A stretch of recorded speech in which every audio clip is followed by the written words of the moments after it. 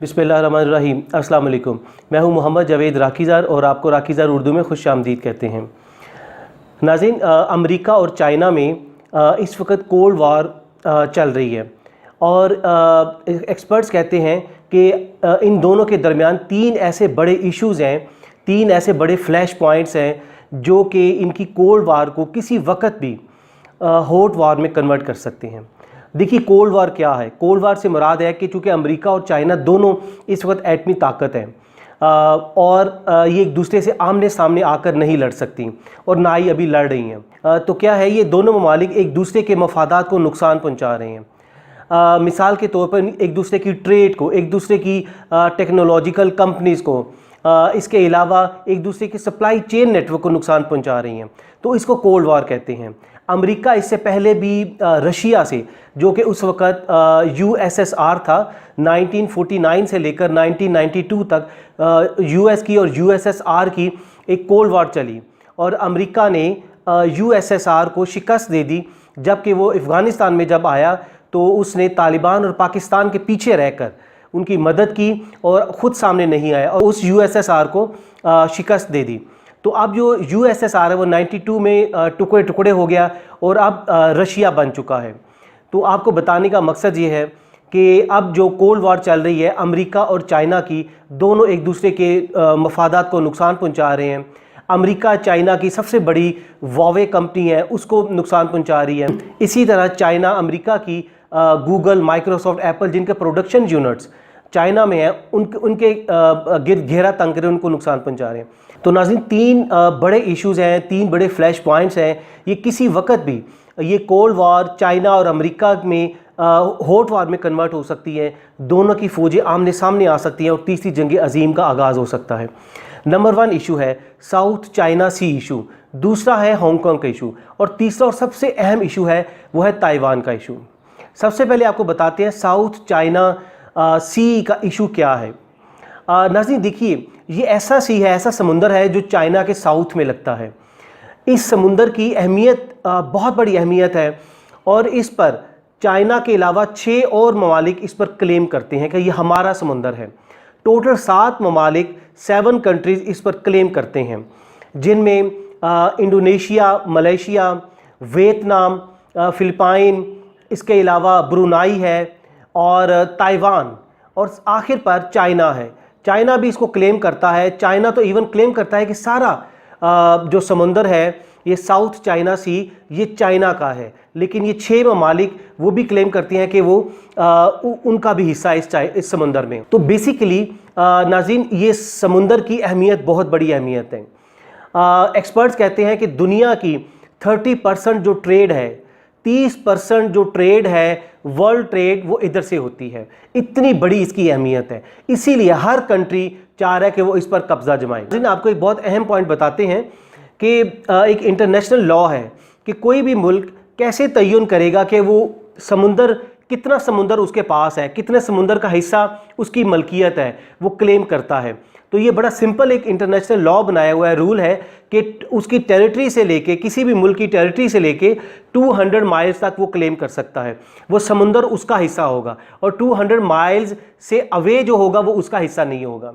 नाज़रीन, इसी तरह एक्सपर्ट्स कहते हैं कि ये समुंदर जो है इसकी अहमियत और भी ज़्यादा बढ़ जाती है कि इसके अंदर, इसके नीचे नेचुरल रिसोर्सेज हैं, नेचुरल रिसोर्सेज का ख़जाना है, यानी कि क्रूड ऑयल, नेचुरल गैस। तो अब क्या है कि जो क्रूड ऑयल का एक एस्टिमेशन है वो तकरीबन 11 बिलियन बैरल के करीब इसके नीचे ख़जाना पाया जाता है। इसीलिए हर मुल्क इस पर कब्ज़ा करना चाहता है। नाज़रीन, इस समुंदर की अहमियत इस वजह से भी ज़्यादा है कि इधर बहुत सारे आइलैंड्स हैं, जजीरे हैं, जहां लोग सैरो सियाहत के लिए आते हैं, टूरिस्ट आते हैं और एक बहुत बड़ा सोर्स ऑफ अर्निंग है, उनका सोर्स ऑफ रेवेन्यू है। तो चाइना ने क्या किया है, इस समुंदर के ऊपर बहुत सारे जजीरे बना लिए हुए हैं, उसको ऑक्यूपाई किया हुआ है। इसीलिए दूसरे ममालिक को चाइना पर एतराज़ है कि चाइना ने इन समुंदर पे, अपने एरिया पे, जो कि डिस्प्यूटेड एरिया है, इस पर आइलैंड्स बना लिए हुए हैं जो कि गैर कानूनी हैं उन ममालिक के हिसाब से। लेकिन आपको बताते चलें कि इस समुंदर में 2 ऐसे ग्रुप ऑफ आइलैंड्स हैं जिनके उसमें बहुत सारे जजीरे हैं। जिन पर पूरी दुनिया सैर व सियाहत के लिए आती है। एक है प्रासल्स का आइलैंड और दूसरा है स्प्रैटलेस का आइलैंड। ये बहुत मशहूर आइलैंड्स हैं, ये अक्सर आपने सुना होगा कि पूरी दुनिया के लोग इस पर सैर व सियाहत के लिए आते हैं। और चाइना ने क्या किया है, चाइना ने इसको अपने हिसाब से इस समुंदर के गिर्द एक बाउंड्री लगा ली हुई है, जिसको इंटरनेशनली 9 डैशेस कहा जाता है। यानी कि चाइना ने 9 डैशेस लगा लिए, 9 डैशेस लगा के इस समुंदर को के गिर्द बाउंड्री डिफाइन कर दी है कि ये चाइना का हिस्सा है। और दूसरे ममालिक, जो 6 ममालिक है जो क्लेम करते हैं, उनको वार्न किया है, चाइना वार्न करता है कि आप लोगों ने इससे आगे नहीं आना, ये चाइना का हिस्सा है, चाइना का समुंदर है, तो ये चाइना की टेरिटरी है। इसीलिए ये समुंदर एक डिस्प्यूटेड समुंदर है जिसकी अहमियत बहुत है। ये एक सोर्स ऑफ अर्निंग का एक ये ज़रिया है कि बहुत बड़ी इधर से रेवेन्यू अर्न होता है। और चाइना ने इस पर दूसरे ममालिक के हिसाब से इस पर कब्ज़ा किया हुआ है। अब क्या है कि यूएस ने, अमेरिका चूँकि उन ममालिक के पीछे है जो दूसरे ममालिक है, 6 ममालिक हैं, अमेरिका ने अपनी आप अंदाज़ा लगाइए, अमेरिका ने अपनी तकरीबन 40% के करीब जो नेवी है वो इस आइलैंड, इस समुंदर के पास अमेरिका ने अपनी नेवी को खड़ा किया हुआ है, जो कि हर वक्त जंग के लिए तैयार है। और किसी वक्त भी ये अगर मामला ख़राब हुआ, अगर ये 6 ममालिक ने अपने हकूक़ के लिए चाइना से इन्होंने लड़ना शुरू कर दिया या अमेरिका के पास चले गए, अमेरिका को कहा, तो अमेरिका पहले से ही तैयार बैठा है। उसने अपनी 40% अपनी नेवी इस पर डिप्यूट की हुई है कि वो हर वक्त, और वो चाइना के दरवाजे पर खड़ी हैं कि हर वक्त चाइना से लड़ने के लिए वो तैयार बैठी हुई हैं। इसलिए इस साउथ चाइना सी की बहुत बड़ी अहमियत है कि ये फ्लैश पॉइंट है। ये कभी भी, ये जो कोल्ड वॉर है, अभी तो एक दूसरे के मफादात को नुकसान पहुंचाया जा रहा है, लेकिन ये किसी वक्त भी ये एक फिज़िकल वॉर में, एक जंग में तब्दील हो सकती है। नाज़रीन, अब दूसरे इशू की तरफ आते हैं जो कि एक इम्पॉर्टेंट इशू है, वो है हांगकांग का इशू। हांगकांग का इशू क्या है? बेसिकली नाज़रीन, चाइना और बरतानिया की 1839 में 1839 से लेकर 1842 तक पहली एक जंग हुई, जिसको चाइना ब्रिटेन वॉर भी कहा जाता है, ओपियम वॉर भी कहा जाता है, और चाइना एंग्लो वॉर भी कहा जाता है, या एंग्लो चाइना वॉर भी कहा जाता है। ये 2 जंगें होती हैं, एक 1839 से लेकर 1842 तक, और फिर 1856 से लेकर 1860 तक। ये ओपियम वॉर इनको इसलिए कहा जाता है कि जो बरतानिया के लोग थे वो चाइना में आकर, हांगकांग में आकर वो अफ्यूम बेचते थे और लोगों को उसका आदी बना देते थे। तो क्या हुआ कि चाइना की हुकूमत बरतानिया के लोगों को पकड़ती थी, उनको मारती थी और उनको मना करती थी। लेकिन ये क्या हुआ कि आहिस्ता आहिस्ता ये मामलात जंग की तरफ चले गए। तो 1839 से लेकर 1842 तक जो पहली ओपियम वॉर थी, इसमें बरतानिया ने, क्योंकि बरतानिया ताकतवर था उस वक्त चाइना से, बरतानिया ने चाइना से हांगकांग छीन लिया।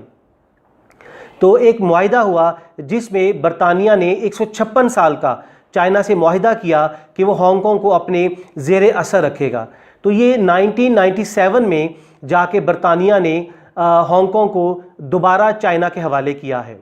तो ये एक मुआहिदे के तहत किया, जिसको 1 कंट्री 2 सिस्टम कहा जाता है। ये एक बहुत मशहूर सिस्टम कहलाता है, जिसमें 1 कंट्री और 2 सिस्टम। इससे मुराद ये है कि हांगकांग चाइना के ज़ेरे असर रहेगा और एक ही कंट्री कहलाएगा, लेकिन उसके 2 सिस्टम्स होंगे, यानी कि चाइना का अपना सिस्टम होगा और जो हांगकांग है उसका अपना सिस्टम होगा। इसको हांगकांग को इसको एक सिस्टम कहा गया कि ये ऑटोनमस बॉडी कहलाई गई, इसको कहा गया कि ये खुद मुख्तार है।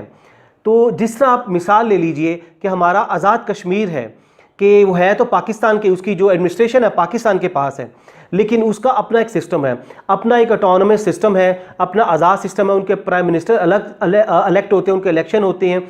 सेम इसी तरह हांगकांग और चाइना का ये मामला है। तो क्या हुआ कि ये मुआहिदा 1997 से लेकर 2047 तक, 2047 तक, ये 50 साल का मुआहिदा किया गया, बरतानिया ने चाइना के साथ किया।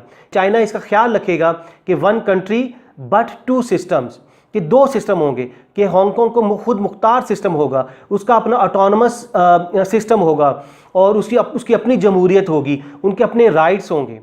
तो अभी क्या हुआ कि आपने देखा 2019 में भी काफ़ी हांगकांग में प्रोटेस्ट हुए हैं, और अभी भी 2020 में भी अभी हालिया हांगकांग में प्रोटेस्ट हुए हैं। वो क्या प्रोटेस्ट हुए हैं? उनकी कुछ डिमांड्स थी। वो क्या था? वो चाह रहे थे हमारे मुल्क में उस तरह की जमहूरियत नहीं है जिस तरह की होनी चाहिए। दूसरा जो उनका मेन इशू था कि हांगकांग की गवर्नमेंट ने, चूँकि वो चाइना के ज़ेरे असर है, उन्होंने एक लॉ पास किया है जिसको एक्सट्रेडिशन लॉ कहते हैं।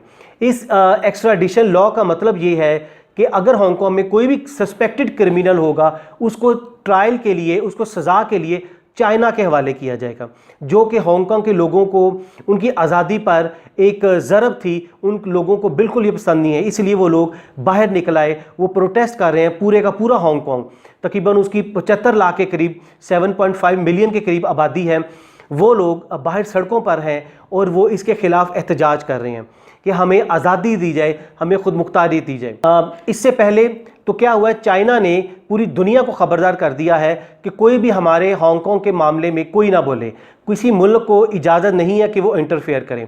तो लेकिन क्या है कि अमेरिका ने अपनी पार्लियामेंट में एक बिल पास किया है जिसमें कहा गया है कि चाइना को इस चीज़ से बाज रहना चाहिए, हांगकांग में जमहूरियत होनी चाहिए, और ये जो एक्स्ट्राडिशन लॉ पास किया है इसको वापस करना चाहिए। तो नहीं तो अगर ना हुआ तो अमेरिका चाइना पर पाबंदियां लगा देगा। तो नाज़रीन, ये इशू बहुत बढ़ गया है।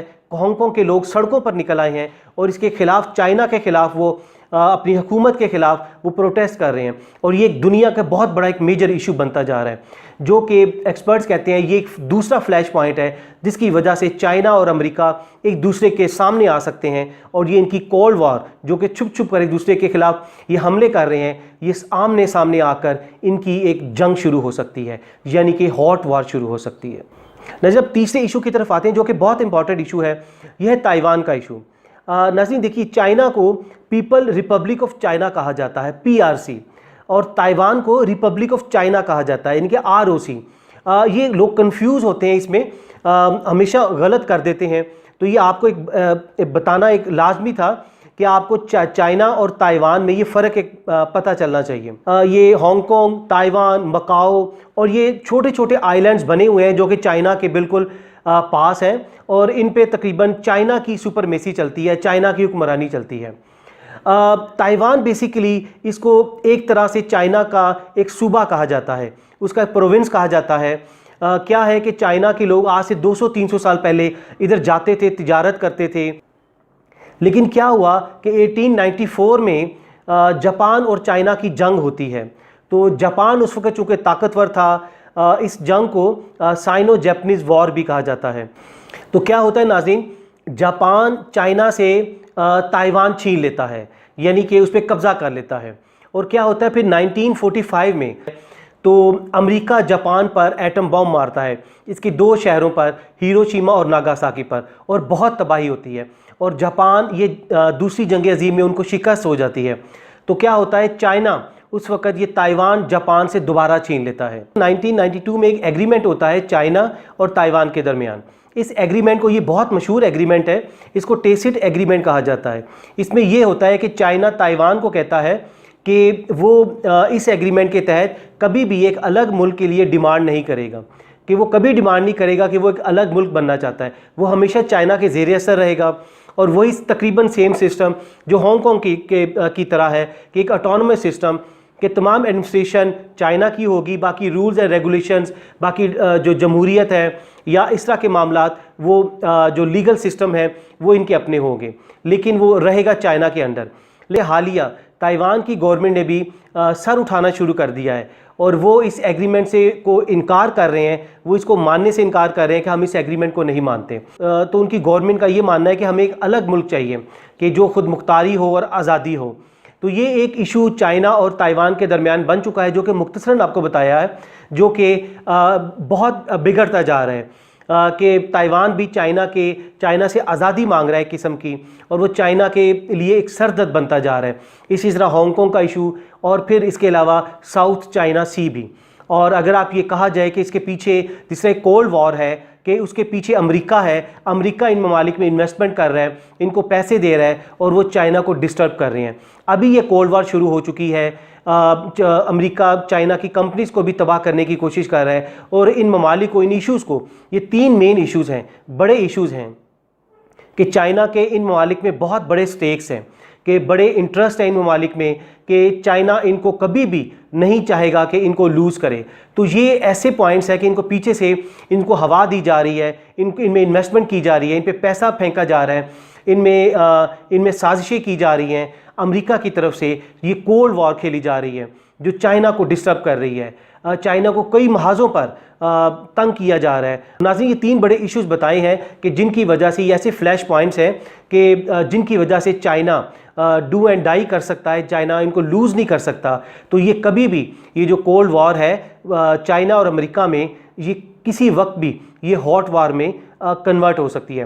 जिसका आपको बताया कि अमेरिका की 40% 40% जो नेवी है वो साउथ चाइना सी में खड़ी है इस वक्त, और वो चाइना के दरवाजे पर दस्तक दे रही है।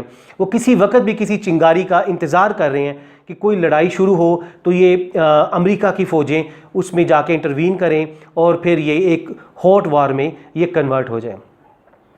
तो नाज़रीन, उम्मीद है कि आपको इसमें से कुछ इन्फॉर्मेशन, कुछ नॉलेज लाजमी मिला होगा। इंटरनेशनल रिलेशंस के हिसाब से जियोपॉलिटिकल ये जो आपको एक रिस्क बताए हैं इसके बारे में आपको बहुत इन्फॉर्मेशन मिली होगी। तो आप हमें कमेंट्स में लाजमी बताया करें कि आपकी राय क्या है इसके बारे में। अगली वीडियो तक अपना बहुत सा ख्याल रखिएगा। अल्लाह हाफ़िज़।